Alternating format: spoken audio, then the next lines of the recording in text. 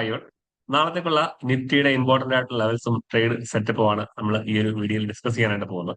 അപ്പം ഇന്നും നമ്മൾ കഴിഞ്ഞ ദിവസം പറഞ്ഞ ലെവൽസ് എല്ലാം വളരെ പെർഫെക്റ്റ് ആയിട്ടാണ് ഇന്ന് മാർക്കറ്റിൽ ആക്ട് ചെയ്തിരിക്കുന്നത്. നമ്മൾ കഴിഞ്ഞ ദിവസം പറഞ്ഞിരുന്നു 22,900 എന്ന് പറയുന്ന നിഫ്റ്റിയുടെ ഒരു റെസിസ്റ്റൻസ് ഏരിയയാണ്. അപ്പം ആ ഒരു ഏരിയയിലേക്ക് പ്രൈസ് വന്നു കഴിഞ്ഞാൽ പ്രൈസ് താഴേക്ക് റിജക്ട് ചെയ്യാനുള്ള ചാൻസ് ഉള്ള കാര്യം നമ്മൾ കറക്റ്റ് ആയിട്ട് മെൻഷൻ ചെയ്യണം. ഇന്നത്തെ ഒരു ഓപ്പണിംഗ് നമ്മൾ നോക്കിയാൽ കാണാൻ സാധിക്കും. കറക്റ്റ് ആയിട്ട് മാർക്കറ്റ് ആ ഒരു റെസിസ്റ്റൻസിന് അടുത്താണ് മാർക്കറ്റ് ഓപ്പൺ ചെയ്യുന്നത്. അപ്പൊ നമ്മൾ നമ്മുടെ ഗ്രൂപ്പിൽ പറഞ്ഞിരുന്നു, അതായത് മാർക്കറ്റ് ജസ്റ്റ് ഒന്ന് താഴേക്ക് വന്നിട്ട് മുകളിലോട്ട് പോയ സമയത്ത് നമ്മൾ പറഞ്ഞിരുന്നു നിഫ്റ്റി ആ ഒരു ഡേ ഹൈയിലേക്ക് റീട്രേസ് ചെയ്ത് കഴിഞ്ഞാൽ ഒരു ഡൗൺ മൂവിനുള്ള പോസിബിലിറ്റിയാണ് നമ്മൾ കറക്റ്റ് ആയിട്ട് മെൻഷൻ ചെയ്തിട്ടുള്ളത്. അപ്പൊ നമുക്ക് നോക്കിയാൽ കാണാൻ സാധിക്കും നല്ല രീതിയിൽ മാർക്കറ്റ് താഴേക്ക് വന്നിട്ടുണ്ട്. അപ്പൊ അതുപോലെ തന്നെ ഇവിടെ നമ്മൾ ഈ സൈഡിലേക്ക് നമ്മളൊരു ഓപ്പർച്യൂണിറ്റി മെൻഷൻ ചെയ്തിട്ടുണ്ടായിരുന്നു. 700 താഴെ ഏകദേശം ഒരു 80 പോയിന്റ് താഴേക്ക് മാർക്കറ്റ് മൂവ് ചെയ്തിട്ടുണ്ടായിരുന്നു.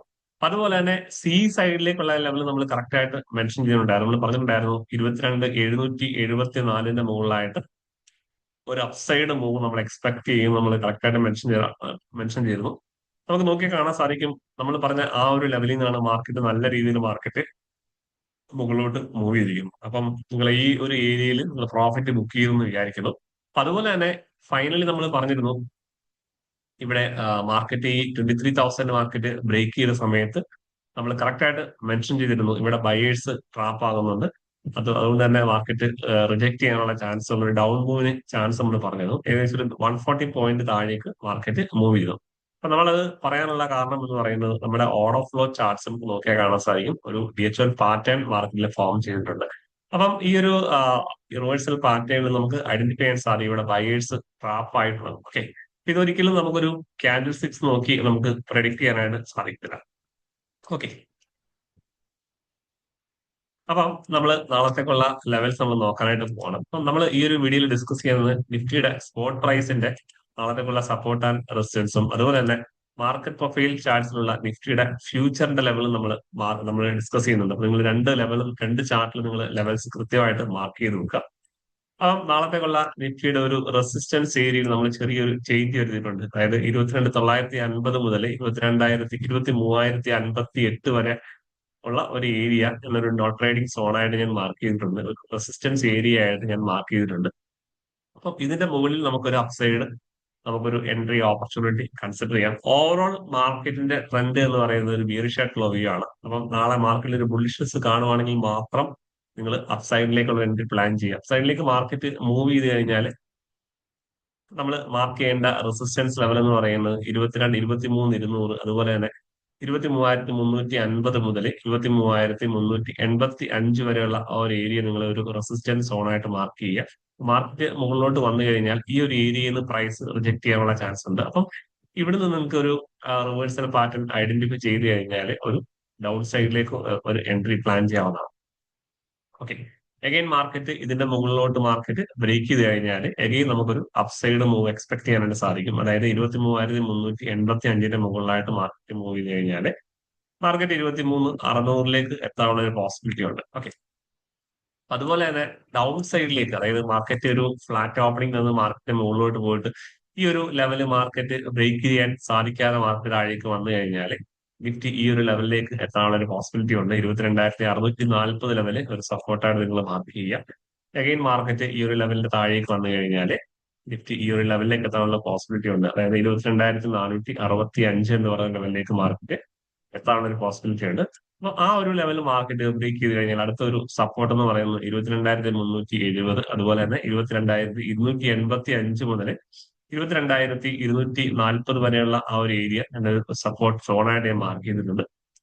അഗൈൻ മാർക്കറ്റ് ഈ 22,240 താഴെയായിട്ട് മാർക്കറ്റ് ബ്രേക്ക് ചെയ്ത് കഴിഞ്ഞാൽ നിഫ്റ്റി ഈ പറയുന്ന ഈ ഒരു ലെവലിലേക്ക് മാർക്കറ്റ് അപ്രോച്ച് ചെയ്യാനുള്ള ചാൻസ് വളരെ കൂടുതലാണ്. അപ്പൊ നമ്മൾ കഴിഞ്ഞ ദിവസം നമ്മൾ പറഞ്ഞത് നിഫ്റ്റിയിൽ ആ ഒരു ഡൗൺ ട്രെൻഡ് കണ്ടിന്യൂ ചെയ്ത് കഴിഞ്ഞാൽ നിഫ്റ്റിയുടെ അടുത്ത ഒരു മേജർ സപ്പോർട്ട് എന്ന് പറയുന്നത് ഈ ഒരു ഏരിയ ആണ്. അതായത് 22,000 എന്ന് പറയുന്ന ലെവലാണ് വളരെ സ്ട്രോങ് ആയിട്ടുള്ള ഒരു സപ്പോർട്ട് സോൺ ആണ്. അപ്പൊ നമ്മളിവിടെ 22,000 മുതൽ 21,740 വരെയുള്ള ആ ഒരു ഏരിയ നമ്മൾ മാർക്ക് ചെയ്തിട്ടുണ്ട്. അപ്പൊ പ്രൈസ് ഈ ലെവലിലേക്ക് വന്നു കഴിഞ്ഞാൽ ഈ ഒരു ഏരിയയിൽ നിന്ന് പ്രൈസ് ബൗൺസ് ചെയ്ത് മുകളിലോട്ട് പോകാനുള്ള ഒരു പോസിബിലിറ്റി ഉണ്ട്.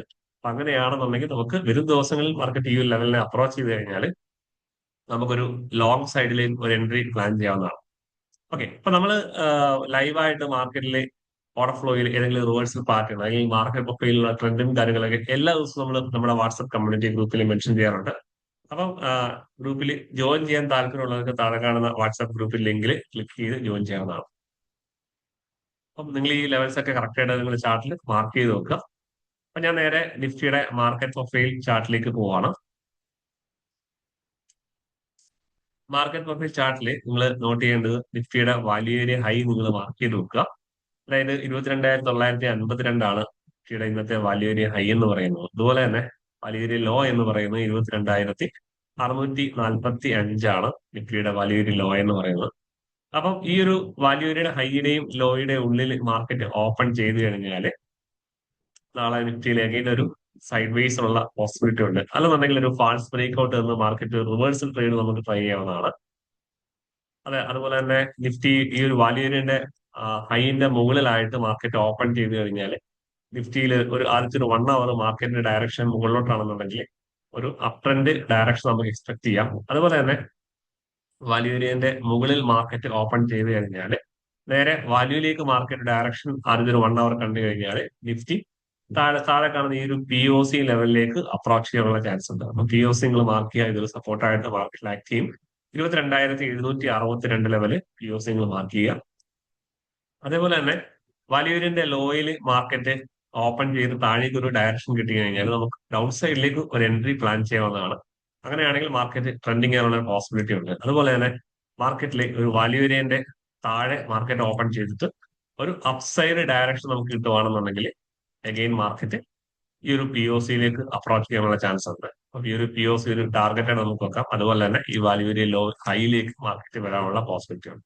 ഈ വാല്യൂരിയ ഹൈയും ലോയും അതുപോലെ തന്നെ ഈ പി ഒ സി ഒക്കെ വളരെ ഇമ്പോർട്ടന്റ് ആണ്. എല്ലാ ദിവസവും നമ്മൾ കറക്റ്റ് പറയാറുണ്ട് ഈ വാല്യൂരിയുടെ മുകളിൽ മാർക്കറ്റ് ഓപ്പൺ ചെയ്ത് കഴിഞ്ഞാൽ ഒരു ട്രെൻഡിങ്ങിനുള്ള ഒരു പോസിബിലിറ്റി ഉണ്ട്. അതുപോലെ തന്നെ വാല്യൂരിയുടെ ഉള്ളിൽ മാർക്കറ്റ് ഓപ്പൺ ചെയ്ത് കഴിഞ്ഞാൽ മാർക്കറ്റ് ഒരു സൈഡ് വേസ് പോകാനുള്ള ഒരു പോസിബിലിറ്റി അല്ലെങ്കിൽ ഒരു ഫാൾസ് ബ്രേക്ക് ഔട്ട് തരാനുള്ള ഒരു പോസിബിലിറ്റി ഉണ്ട്. അപ്പൊ അങ്ങനെയാണെന്നുണ്ടെങ്കിൽ മാർക്കറ്റ് ഇത് മുകളിലോട്ടോ താഴേക്ക് ഒരു ഡയറക്ഷൻ കിട്ടി കഴിഞ്ഞാൽ ആ ഒരു ട്രെൻഡ് കണ്ടിന്യൂ ചെയ്യാനുള്ള പോസിബിലിറ്റി വളരെ കുറവാണ്. അപ്പൊ അങ്ങനെയാണെന്നുണ്ടെങ്കിൽ നമുക്കൊരു റിവേഴ്സൽ ട്രേഡ് ഒക്കെ നമുക്ക് എക്സ്പെക്ട് ചെയ്യാൻ സാധിക്കും. ഓക്കെ, അപ്പം ഈ ലെവൽസ് ഒക്കെ നിങ്ങൾ കറക്റ്റ് ആയിട്ട് തന്നെ മാർക്ക് ചെയ്യുക.